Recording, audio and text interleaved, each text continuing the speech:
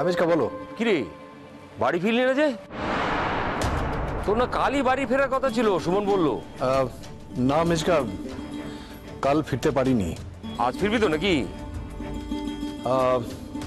না মেজকা, আজও বোধহয় ফেরা হবে না। আজও ফেরা হবে না? কালও বাড়ি ফিরলি না, কদিনের কাজ রে? মেজকা, আমি একটা অন্য কাজে আটকে গেছি। ও, অন্য কাজে আটকে গেছিস? তা কি মনে হচ্ছে, কবে ফিরতে পারবি বাড়িতে? আরে বাড়িতে তো সবার মুখে একই কথা। তবু তো ভালো যে তোর কাকিমা বাড়িতে নেই। তোর কাকিমা বাড়ি থাকলে না আমার মাথাটা খারাপ করে দিত। তাও তো ফোন করে সেই একই কথা, অংশু ফিরলো, অংশু খেলো।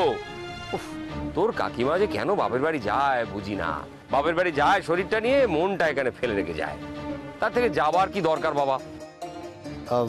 মেজকা, আমার কাজ শেষ হয়ে গেলেই আমি ফিরবো। হ্যাঁ আয় আয়, ফিরে আয় ফিরে আয়। আর ভাল লাগছে না বাড়িতে, বাড়িটা ফাঁকা ফাঁকা লাগছে। আর শুধু বাড়ি বা বলি কেন, পুরো গ্রামটাই তো ফাঁকা ফাঁকা লাগছে। বেশি দেরি করিস না। আরে একবারে সব কাজ সেরে আসতে হবে তার কি মানে আছে? এবার কিছুটা সার, পরের বারে কিছুটা সারবি। মেজকা, আমি যে কাজের মধ্যে জড়িয়ে পড়েছি সেই কাজটা আমি মাঝপথে ছেড়ে কিছুতেই আসতে পারছি না। ও, বুঝতে পেরেছি, কাজটা একেবারে শেষ করে তবে আসতে চাইছিস, তাই তো? মেজকা, কাজটা শুরু যখন করেছি তখন মাঝপথে ছেড়ে তো আর আসতে পারি না। একেবারে শেষ পর্যন্ত দেখেই তবে আসবো। শেষ পর্যন্ত দেখে? কি দেখে? কি বলছিস অংশু? হ্যাঁ, কি বলছিস বলতো? কি কাজে আটকে গেছি? একটা বিশেষ কাজ মেজকা। আমি তোর কথা কিছু বুঝতে পারছি না অংশু। আরে তুই তো মাল ডেলিভারি করতে গেছিস, তা সেখানে কি অর্ডার টর্ডার কিছু পাওয়ার ব্যাপার আছে, সে কথা বলছিস?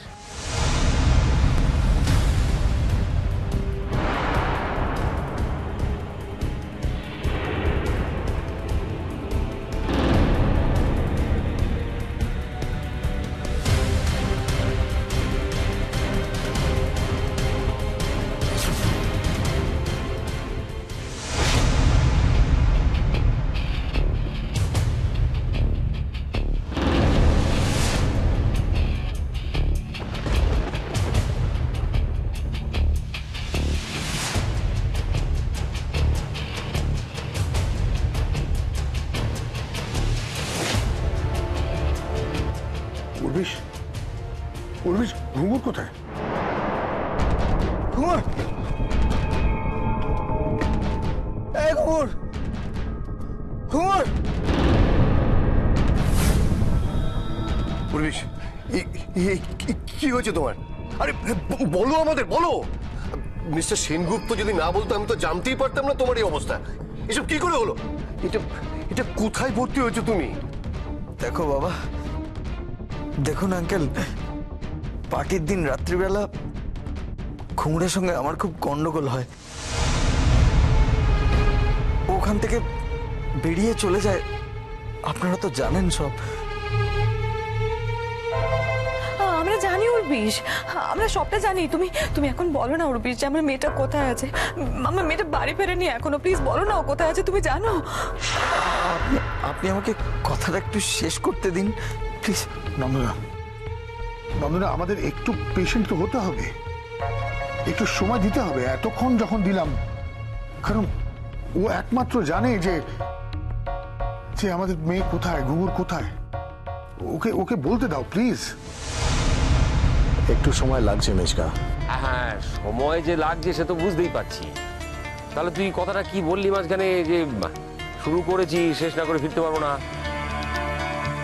বুঝেছি বুঝেছি, তুই কতগুলো নতুন জায়গা ধরেছিস অর্ডার নেওয়ার জন্য, তাই তো? হ্যাঁ, সেই অর্ডার টর্ডারগুলো নিয়ে একেবারে ফিরবি, তাই তো? মেজকা, শোনো না, আমি তোমাকে পরে ফোন করব, ঠিক আছে? কেন রে, এখন কি কাজ করছিস? মেজকা, আমি একটা কাজের মধ্যে আছি। আচ্ছা শোনো না, আমি রাখছি, আমি তোমাকে পরে ফোন করব, ঠিক আছে? আচ্ছা মেজকা, আমি যে কাজই করি না কেন, তোমার অংশু এমন কোনো কাজ করবে না যে কাজ করে তোমার মাথা হেঁট হবে, ঠিক আছে? এই প্রশ্নটা কেন উঠছে অংশু? হ্যাঁ, না না, তোর কি হয়েছে বলতো? কি ভোগছিস এসব পাগলের মতো? আমি তো স্বপ্নেও কখনো ভাবতে পারি না যে তুই আমার মাথা হেট করবি। আরে আমার মাথা তোর মতো আর কে উঁচু করে রেখেছে বল? হ্যাঁ, তুই কি আমার একার গর্ব? তুই কি আমার একার নয়নের মণি? তুই তো গায়ের সকলের নয়নের মণি, গায়ের সকলের অহংকার। তাহলে তুই কেন বলছিস যে এমন কোনো কাজ করবি না যাতে আমার মাথা হেঁট হয়ে যায়? এটা তোকে বলে দিতে হবে? হ্যাঁ, আর তুই যে কাজটা করতে গেছিস সেটা তো তোর একার কাজ নয়, সেটা তো গায়ের সকলের কাজ। তাহলে তুই এ কথাটা কেন বলছিস বলতো বাবা? হ্যাঁ, এমনি বলে রাখলাম মেজকা। তো কি হয়েছে আমি বুঝতে পারছি না। তুই বাবা তাড়াতাড়ি বাড়িতে আয়, তোর সঙ্গে আমাদের অনেক কথা আছে। কি কথা মেজকা, বলো না। শোন, আমরা একটা কাণ্ড করে ফেলেছি, তুই রাগ করতে পারবি না কিন্তু। তোকে না বলেই কাজটা করে ফেলেছি। মেজকা, তুমি এমন কোনো কাণ্ড করতেই পারো না যাতে আমি তোমার উপর রাগ করতে পারি। দেখো, একমাত্র যাত্রাপালায় পাঠ ভুল করা ছাড়া তোমার মধ্যে আমি আর কোনো তো দোষ দেখতে পাইনি আজ অব্দি। তুইও আমার পেছনে লাগছিস? হ্যাঁ, তামাশা করছিস আমার যাত্রাপালা নিয়ে? ওই একটু একটু পাঠ ভুলে যায়, আর তো কিছু না। কিন্তু পাঠটা কি ভালো করি বল? তা তো বটেই। আচ্ছা মেজকা, বলো তো কি এমন কাজ করেছো তোমরা আমাকে না জানিয়ে যাতে আমি রাগ করতে পারি, বা যেটা আমি জানি না? পার্টির দিন ও তাড়াতাড়ি বাড়ি চলে যায়। আমি বাড়িতে গিয়ে ফিরে ওকে ফোন করি।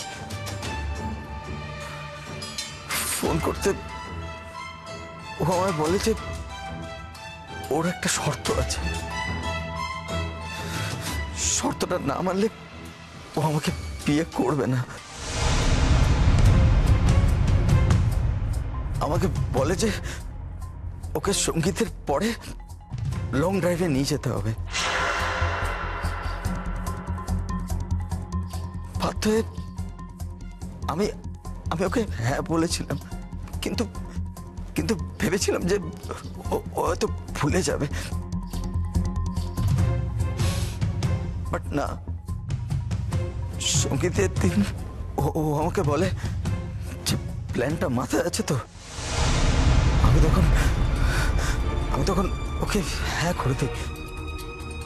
তারপর দেখুন, আমি যদি এটা না মানতাম ওই বিয়েটা ক্যান্সেল করে দিত। আপনি বুঝতে পারছেন যে এই সব কিছু জানাজানি হওয়ার পর যদি যদি এই বিয়েটা ভেঙে যায়, আমার পরিবারের মান সম্মান থাকতো না। আমাকে আমাকে অনেক অনেক প্রশ্নের সম্মুখীন হতে হতো। তাই আমি সবকিছু ভেবে ওকে হ্যাঁ করি। সঙ্গীতের পরে আমি বাড়ি ফিরে গাড়ি নিয়ে আপনাদের ওখানে আসি। আর আরেকটা গাড়িতে ওর বন্ধুরাও ছিল। হ্যাঁ তাই, আমরা জানি তো। সঙ্গীতের পরে সব বন্ধু বান্ধবরা ঘরে এলো, সবাই মিলে বললো একসাথে রাত্রিবেলা আড্ডা মারবে, একসাথে ঘুমাবে। আমাদের যে লক্ষ্মীদি আছে না, লক্ষ্মীদি কিন্তু ওকে বলে এসছে যে শুয়ে পড়ো। তখনও কোনো প্ল্যানের কথা কিছু বলেইনি তো আমাদের। ও আপনাদের কাউকে প্ল্যানটা জানাতে চায়নি, কারণ ধারণা ছিল যে যদি আপনাদেরকে বলে তাহলে আপনারা ওকে ছাড়বেন না। তাই আমাকেও বলতে বারণ করে দিয়েছিল। আমি ওর কথা মতো সঙ্গীতের পরে আমার বাড়ি ফিরে গাড়ি নিয়ে আপনাদের ওখানে আসি। তারপর শোন, ওই সত্যদা জঙ্গলে যাবার আগে আমাদের বাড়িতে এসেছিল আমাদের সঙ্গে দেখা করতে। ওই যেদিন তুই সকালে চলে গেলি সেই দিন। ও ও আচ্ছা। তুই তো কোনোদিন মুখ ফুটে আমাদের বলিসনি, আর মেয়েটাও বলেনি। মেয়েটা বলবি বা কি করে, লজ্জায় বলতে পারিনি।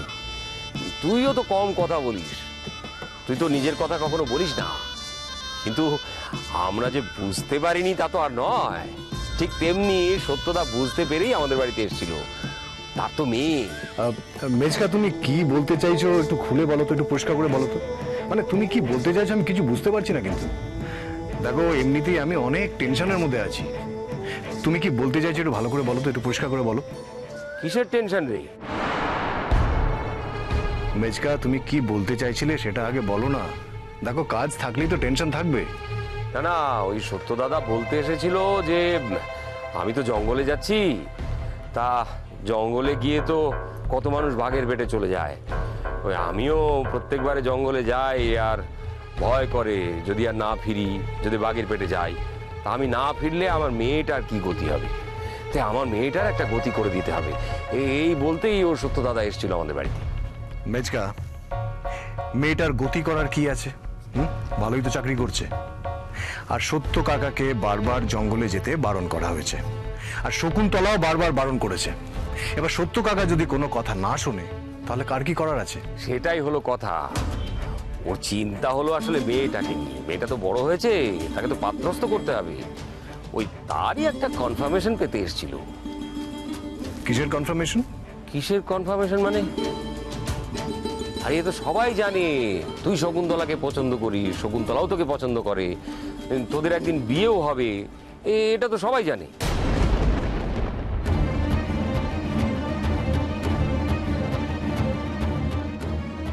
কি বলছো মেজকা? হ্যাঁ, আর সেই জন্যই সত্যদা যখন বলল যে আমাকে একটু নিশ্চিন্ত করে দিন, আমার বাড়ি গিয়ে মেয়েটাকে আশীর্বাদ করে আসুন, তা আমরা তো মেয়েটাকে আশীর্বাদ করে দিয়েছি।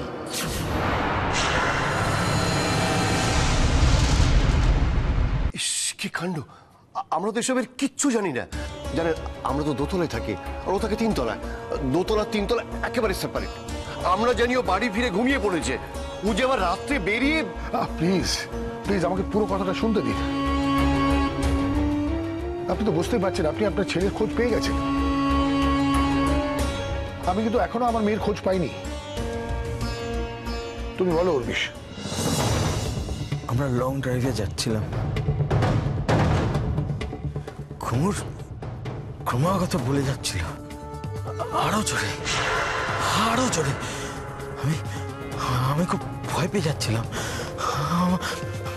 আমার সাহস হচ্ছিল না অত জোরে চালানোর, কিন্তু ঘুমুর শুনছিল না কথা। আমি আমি আমি মোটামুটি একটা স্পিডে ছিলাম। ঘুমুর ঘুমুর বলছিল আরো জোরে আরো জোরে। তারপর আমি ওর কথা না মানাতে ও একটা জায়গায় এসে আমাকে থামিয়ে দিল, নিজে স্টিয়ারিং ধরলো।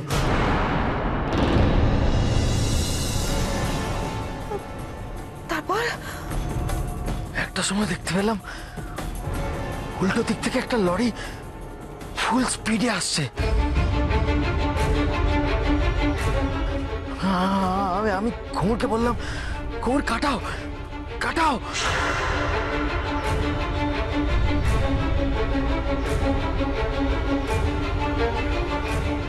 তারপর আমার কিচ্ছু মনে নেই।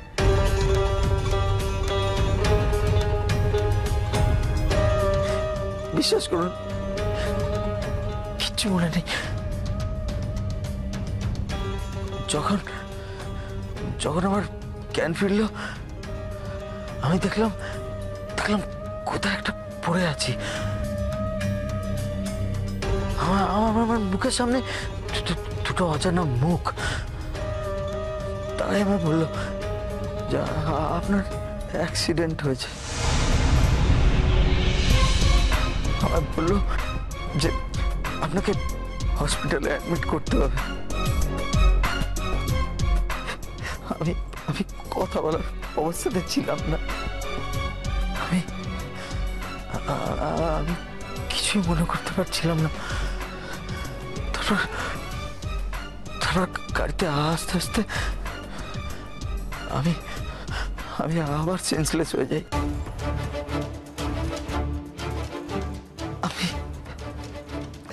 আমি কিভাবে কখন এখানে এসে পৌঁছেছি, কারা আমায় এখানে নিয়ে এসছে,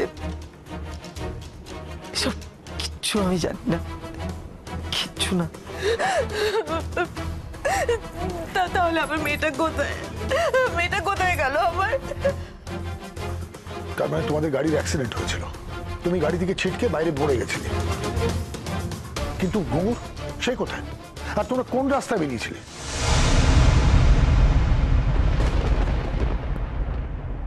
সে কি কথা? কেন রে, তুই শকুন্তলাকে পছন্দ করিস না? আমরা কি ভুল কিছু করলাম? শকুন্তলার মতো ভালো মেয়ে হয় নাকি? আর একটা আছে গায়ে, তুই সে কি কথা বলছিস? না, তোকে জানিয়ে কাজটা করা উচিত ছিল, সেটা করিনি। কিন্তু এইটুকু কাজ করার স্বাধীনতা তো আমাদের আছে বলেই আমরা মনে করেছিলাম।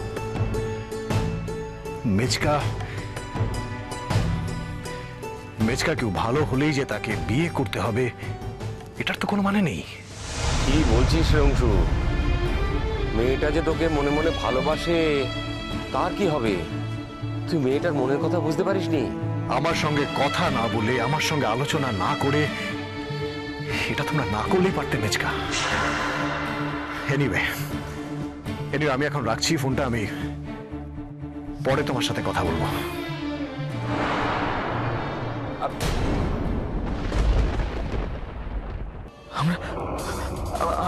আমরা দুর্গাপুর হাইওয়ে দিয়ে যাচ্ছিলাম। কোনো মানে হয়? কিছু মনে করো না নন্দনা, তোমার মেয়ে যে এতখানি উচ্ছৃঙ্খল আমি কিন্তু বুঝতেও পারিনি। আজ আমার ছেলেটা তো মরেও যেতে পারতো। সাথে লেখা, তুমি এখনো এই কথাগুলো বলছো? তুমি বলছো যে তোমার ছেলে মরে যেতে পারতো?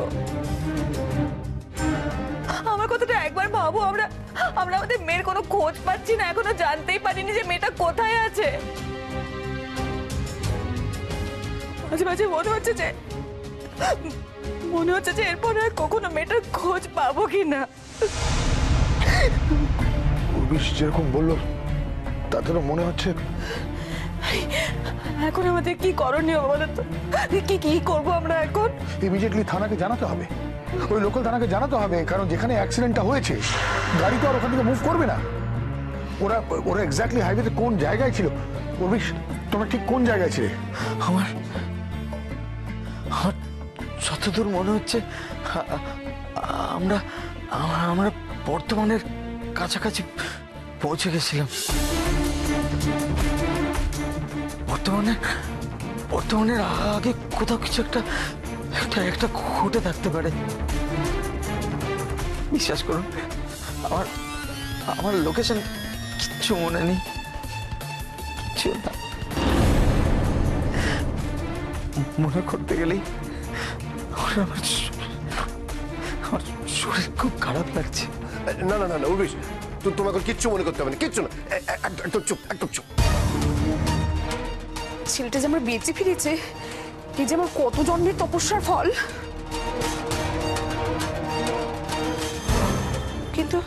কিন্তু ওই সাদামাটা হসপিটালে থাকবে কি করে? তুমি এক্ষুনি ওকে অন্য কোথাও নিয়ে যাওয়ার ব্যবস্থা করো, এক্ষুনি করো। এক্ষুনি mister Sengupta, we are very sorry. দেখুন, বুঝতেই পারছেন আমার ছেলেকে নিয়ে আমরা করে পাঠার অবস্থায় আছি। এখন আপনাদের সঙ্গে আমরা থাকতে পারছি না। আর mister Sengupta, I am really grateful to you. আপনি এই সময় যে কনসার্ন দেখালেন তার জন্য থ্যাংক ইউ।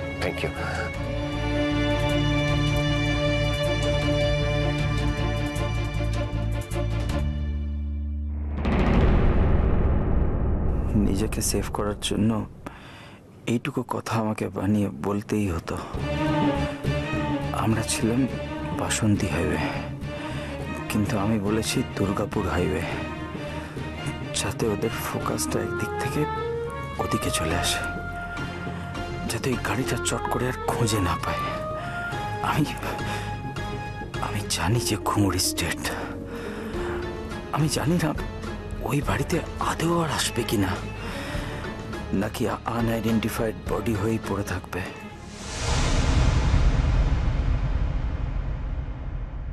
ডাক্তারবাবু কিছু জানতে পারলেন?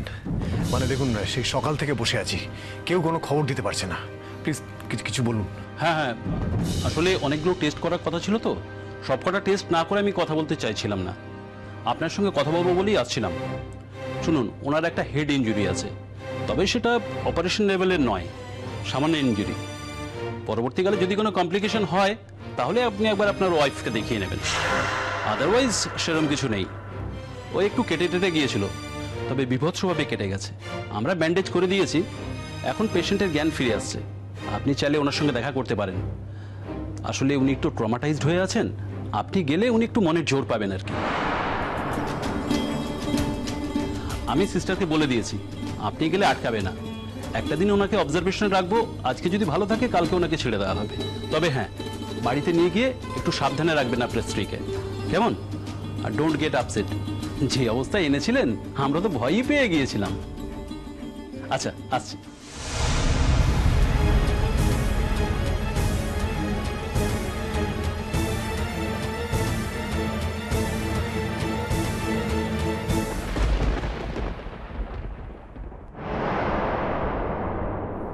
আসতে পারি? আসুন স্যার, আপনার হাজবেন্ড এসে গেছেন।